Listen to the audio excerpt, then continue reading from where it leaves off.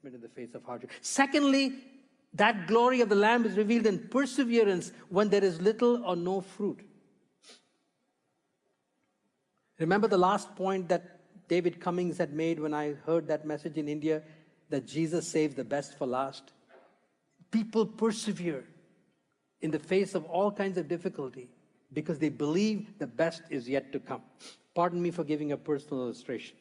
Many of you know the name Ravi Zacharias.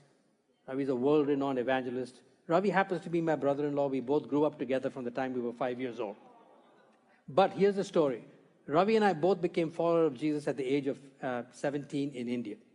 Now that in itself was a demonstration of the glory, because the Bible tells us that when people become followers of Jesus, it is because an amazing work of revelation of glory has taken place. Paul writes in 2 Corinthians chapter 4, but God commanded the light to shine in our heart to give us the light of the knowledge of the glory of God in the face of Jesus Christ, right? So every conversion is already a demonstration of the glory of Jesus.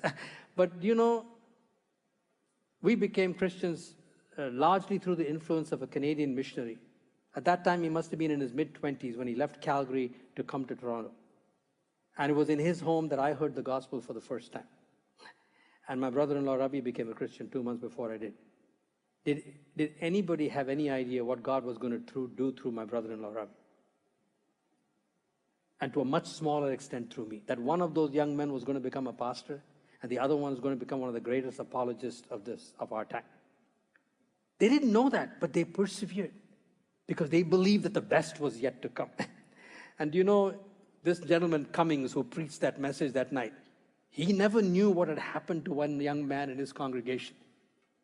Until miraculously last August, I was speaking in Thailand at a conference, and I overheard a gentleman say to me, mention the name David Cummings. I turned to him right away. I said, was he the gentleman who was with Wycliffe Bible? He said, oh yeah, he's in New Zealand right now. He's 87 years old.